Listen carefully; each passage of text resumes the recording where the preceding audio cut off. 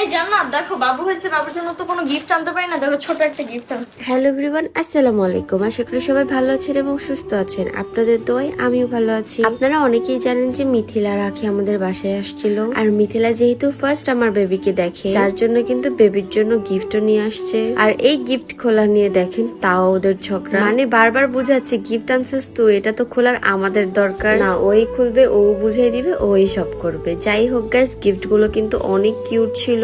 মানে এখনো কিন্তু আমার বেবির এই বয়সটা হয় নাই যে ও মামপট দিয়ে খাবে বা এইসব ইউজ করবে। আসলে মিথিলা বুঝতে পারে নাই, যার জন্যই ও গুলো নিয়ে আসছে। যাক, আমার ভালোই হইলো আগে আগে জিনিসগুলো আসছে। ফার্স্ট তাহলে মিথিলার গিফট গুলোই আমার কাজে আসবে। যাই হোক গাইস, এখানে খিচুড়ি খাওয়ানোর জন্য কিন্তু সুন্দর একটা চামচ সহ এরকম ছিল, আমি এটার নাম জানি না। দেন কিউট একটা নীল কাটার ছিল, দেন সাথে ছিল একটা লোলদানি। আমার এইসব জিনিস দেখতে অনেক বেশি ভালো লাগে, ছোট ছোট জিনিস, মাশাল্লাহ মাশাল্লাহ। যাই হোক গাইস, এখানে কিন্তু জিবা পরিষ্কার করার থেকে শুরু করে ছোট্ট ছোট্ট চামি, এগুলো কিন্তু অনেক বেশি কিউট ছিল, আর এগুলোর কোয়ালিটিও কিন্তু অনেক বেস্ট ছিল। আর এটা মেবি বাচ্চাদের মাথা গোল করার, যার জন্য ও পরে দেখাচ্ছিল। আমি বলতেছিলাম যাক ভালো একটা জিনিস আনছো। মানে ও অনেক বেশি ফানি, ও অনেক বেশি মিশু, ওর সাথে যে কেউ থাকলে তার মন ভালো হয়ে যাবে, ও একটা বিনোদন পার্সন বলতে পারে। যাই হোক, তারপর বললাম যে এই সবগুলো প্রোডাক্ট তুই কই থেকে আনছো, যেহেতু ও কখনোই মার্কেট যে তেমন একটা কেনাকাটা করে না। বললাম আমি বাবুর জগৎ ফেসবুক পেজ থেকে নিয়ে আসছি। তারপর আমি বাবুর জগৎ ফেসবুক পেজ স্ক্রল করে দেখলাম এর আগেও আমি তাদের কাছ থেকে প্রোডাক্ট নিয়েছি, তাদের প্রোডাক্ট একদম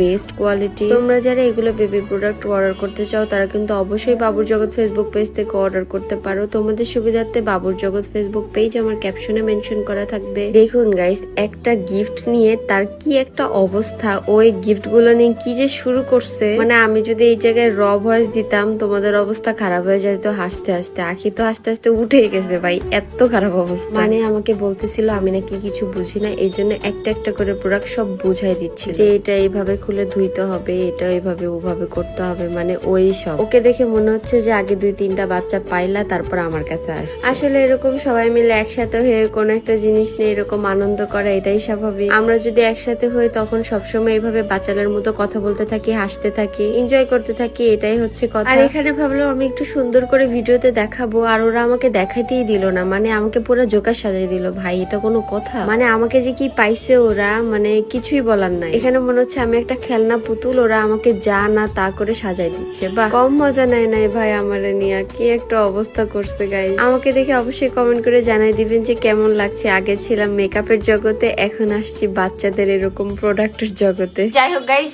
এতক্ষণ অনেক বেশি ফান হয়েছে। এগুলো হচ্ছে বাবুর জগৎ ফেসবুক পেজ থেকে ও আনছে, আর কোয়ালিটি কিন্তু অনেক ভালো। তোমরা অবশ্যই